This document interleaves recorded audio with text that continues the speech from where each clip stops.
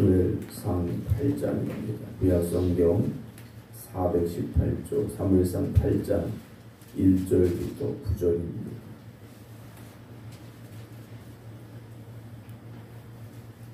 (8장) 1절부터 9절 말씀입니다.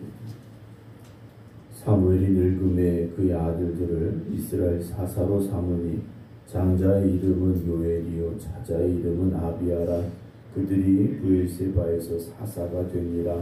그의 아들들이 자기 아버지 행위를 따르지 아니하고 이익을 따라 뇌물을 받고 판결을 굽게 하니라. 이스라엘 모든 장로가 모여 라마에 있는 사무엘에게 나아가서 그에게 이르되 보소서, 당신은 늙고 당신의 아들들은 당신의 행위를 따르지 아니하니 모든 나라와 같이 우리에게 왕을 세워 우리를 다스리게 하소서 한지라. 우리에게 왕을 주어 우리를 다스리게 하라 했을 때에 사무엘이 그것을 기뻐하지 아니하여 여호와께 기도하매 여호와께서 사무엘에게 이르시되 백성이 네게 한 말을 다 들으라. 이는 그들이 너를 버림이 아니요 나를 버려 자기들의 왕이 되지 못하게 함이니라. 내가 그들을 애굽에서 인도하여 낸 날부터 오늘까지 그들이 모든 행사로 나를 버리고 다른 신들을 섬김같이 네게도 그리하는도다. 그러므로 그들의 말을 듣되 너는 그들에게 엄히 경고하고 그들을 다스릴 왕의 제도를 가르치라. 아멘. 할렐루야. 오늘도 주님 앞에 나와 예배드리는 모든 성도 여러분들에게 주님의 크신 은혜가 더하기를 주님의 이름으로 축복합니다. 오늘 사무엘상 8장의 말씀은 사무엘이 늙음에라고 시작을 하고 있습니다. 물론 나이가 들었다라는 것 자체가 나쁘다, 잘못되었다라는 것은 아닙니다만 엘리 제사장에게서도 그가 늙음으로 인하여서 이스라엘 땅에 영적으로 어두워지는 일들이 있었음을 우리가 이제 보게 되었는데 오늘 8장도 그렇게 시작을 하고 있습니다. 그의 아들들을 이스라엘 사사로 삼으니 라고 되어 있습니다. 사사는 하나님께서 택하시고 세우시는 사람들입니다. 그리고 1절은 사무엘이 늙음에 그의 아들들을 이스라엘 사사로 삼았다라고 되어 있습니다. 사무엘과 같은 사사라고 표현하기는 좀 그럴 수 있습니다만 사무엘의 어떤 인간적인 생각이 들어가게 됐던 것 같습니다. 자기가 나이가 이제 들어감으로 인하여서 어떤 활동에 있어서 좀 제약이 생기게 됐을 수도 있겠죠. 이걸 위해서 보완하기 위해서 아들들을 자기를 도울 수 있는 그런 역할을 어느 정도는 맡기게 된 것 같습니다. 2절에 보면 그 두 아들의 이름이 나옵니다. 장자의 이름은 요엘이고 그리고 차자의 이름은 아비야라고 되어 있습니다. 이들 이름의 뜻을 좀 살펴보면 요엘은 여호와는 하나님이시다라는 뜻을 가지고 있고요.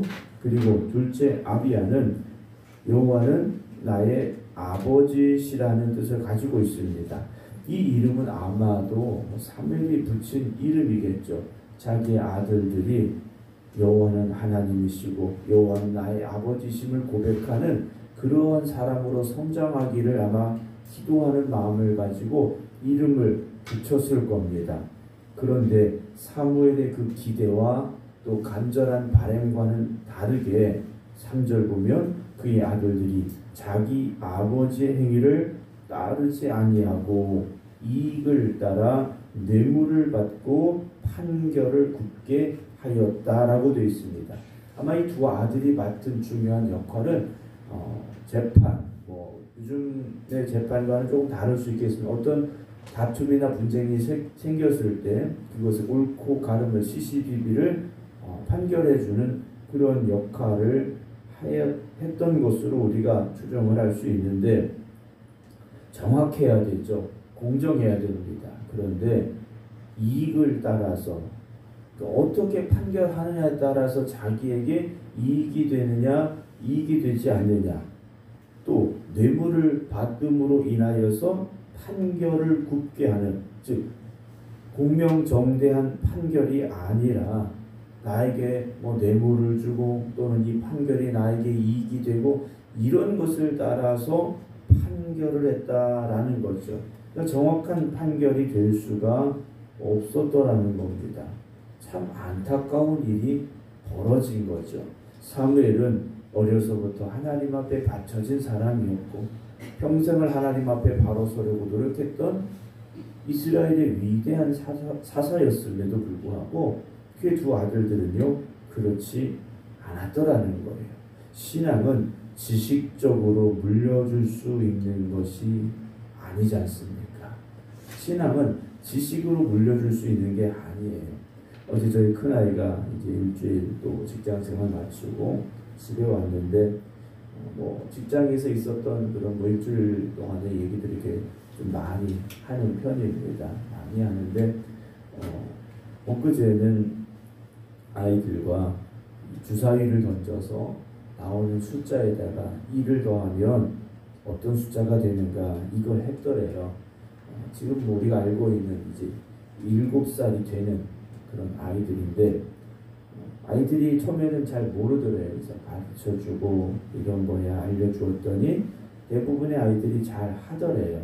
그런데 유독 한 아이만 잘 못하더랍니다. 그래서 다시 불러서 알려주고 또 옆에 할 수 있는 친구들 붙여서 이렇게 할 수 있게 하고 했는데 잘 못하더래요.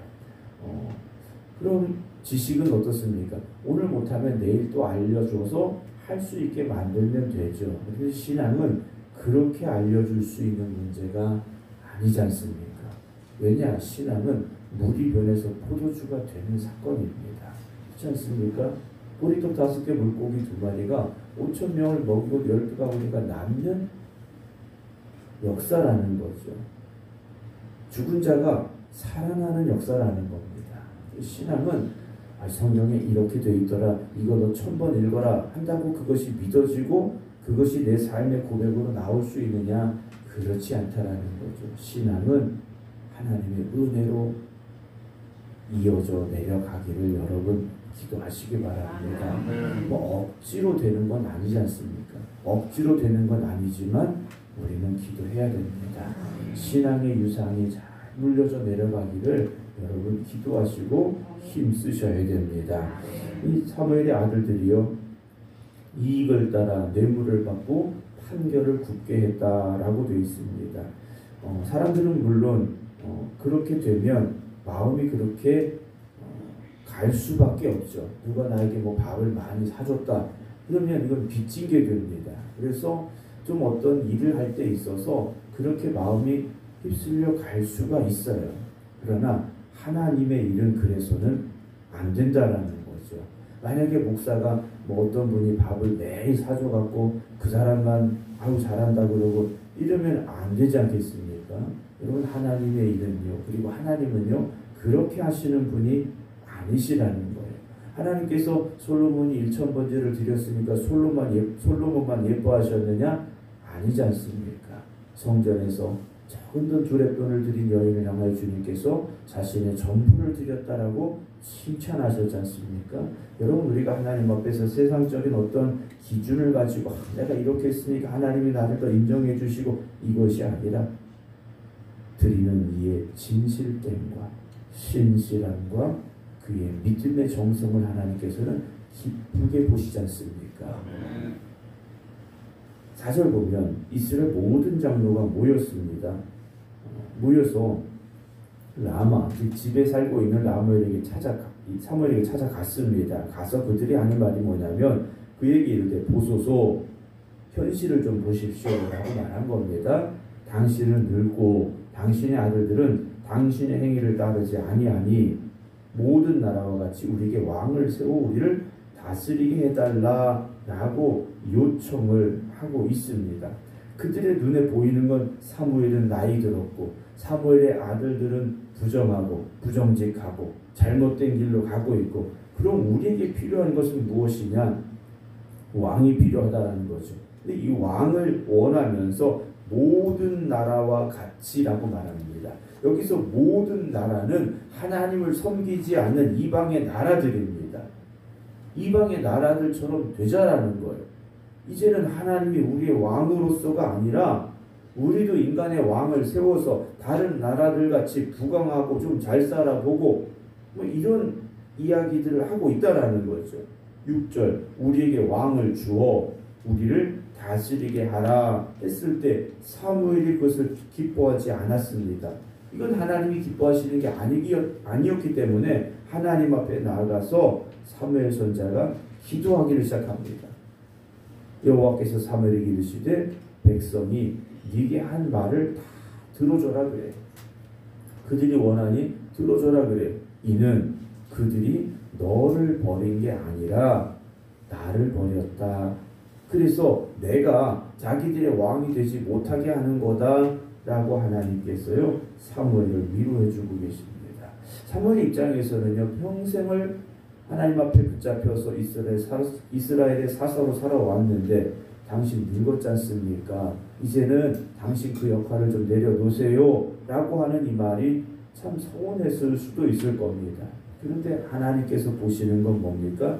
네가 나이 먹어서 너를 버린 게 아니라 나를 버린 거야. 내가 이스라엘의 왕이 되는 걸 그들이 더 이상 원하지 않기 때문이다 라고 하나님께서 말씀하고 계셔요. 여러분 우리가 어떤 생각이 들었을 때 또 어떤 우리가 원하는 것이 생겼을 때 하나님의 이 말씀을 한번 생각해 볼 수 있기를 원합니다. 내가 정말 원하는 게 어떤 어떤 뭐 나에게 더 좋은 일 이것을 원하고 있는 것인가 아니면 하나님이 나의 왕이신 것이 나에게 짐이 되고 또는 좀 불편하고 나에게 이익이 되지 못하는 그런 상황으로 받아들이고 있는 것은 아닌가 라는 생각을 우리가 한번 해보자라는 것이죠. 여러분 하나님이 우리의 왕이 되셔야 됩니다. 하나님이 나의 왕이 되셔서 나를 주관하시고 통치하시고 이끌어 주시고 우리는 우리의 삶을 왕 되신 하나님 앞에 맡길 수 있어야 된다는 거죠. 그게 하나님이 창조하신 법칙이지 않습니까? 그게 하나님 창조하신 법칙이에요. 8절 보면 내가 그들을 애굽에서 인도하여 낸 날부터 오늘까지 그들이 모든 행사로 나를 버렸다. 다른 신들을 섬김같이 너한테도 그러는 거야 라고 말씀하십니다. 약 400년 동안 이스라엘 백성들이 이렇게 살아왔더라는 거예요. 하나님께서는 이걸 다 보고 계셨지 않습니까? 출애굽한 날부터 이들이요 출애굽하고 시내산 밑에서 뭘 했습니까? 모세가 시내산에 올라가 내려오지 않으니까 금덩이 모아서 뭘 만들었습니까? 송아지 만들어 놓고 이게 우리를 구원한 하나님이다 그들이 외쳤지 않습니까? 그런데 그걸 지금까지도 그렇게 한다는 거죠. 여러분 하나님은 버리고 세상의 것을 붙잡는다 이것보다 어리석은 건 없습니다. 여러분 세상의 것을 놓을지라도 하나님은 놓치지 마시기 바랍니다. 하나님만은요 우리가 꼭 붙잡아야 된다는 거죠.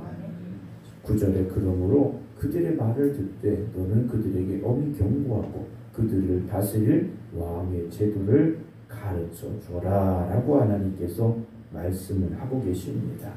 물론 이스라엘 백성들이 기대하고 원하는 대로 나라가 그렇게 되어지지 않았기 때문에 왜냐하면 사무엘도 나이가 들었고 그의 아들들은 잘못됐고 야 이제 어떻게 할 것인가 그들이 해결의 방법을 찾았다라는 거죠.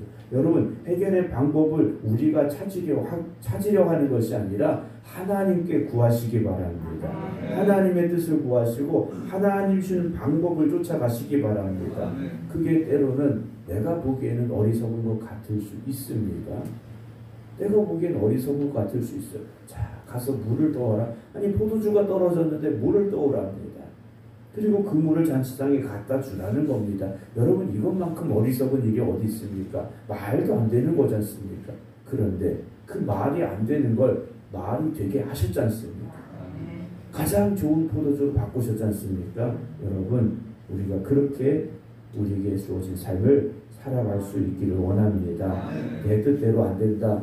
여러분 세상의 방법을 찾으십니까? 방법이 참 많이 있을 수 있겠죠. 그러나 성도들에게 있어서는요, 방법은 딱 하나입니다. 기도밖에 없습니다.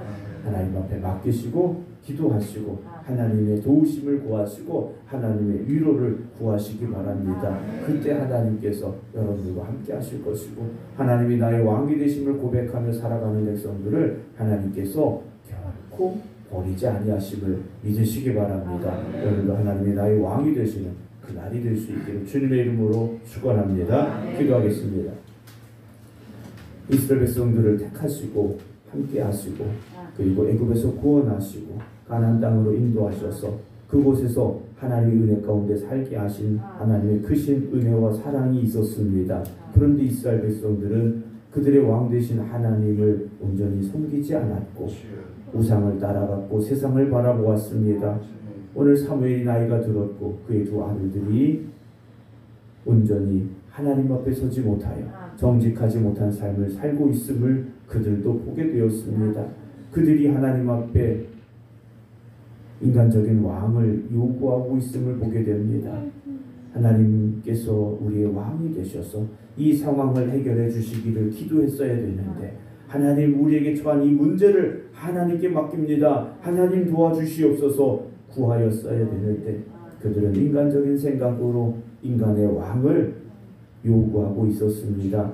오늘도 우리의 삶에 우리의 뜻대로 되어지지 않는 상황들이 생길 수 있고 여러 가지 많은 어려움들이 찾아올 수 있습니다. 그러나 그때 우리가 세상적이고 인간적인 방법을 구하고 찾는 것이 아니라 하나님 앞에 엎드려 다시 기도할 수 있게 하여 주시옵시고 하나님의 뜻을 구하며 하나님께서 나의 왕이 되심을 고백하며 살아갈 수 있는 성도들 되게 하여 주시옵소서. 그래서 오늘도 우리의 삶이 하나님 보시기에 기뻐하시는 삶이 되게 하여 주시옵소서. 이스라엘 백성들이 나를 버렸다 하시는 하나님의 그 안타까운 말씀이 아니라 어떤 상황에서도 하나님을 포기하지 아니하고 하나님의 손을 놓지 아니하고 하나님만 의지하는 믿음으로 살아갈 수 있는 저희들 되게 하여 주시어서 하나님께서 우리를 바라보실 때 너는 내 사랑하는 딸이요 내 사랑하는 아들이라 하시는 그 음성을 들을 수 있는 하나님의 백성들 되게 하여 주시옵소서.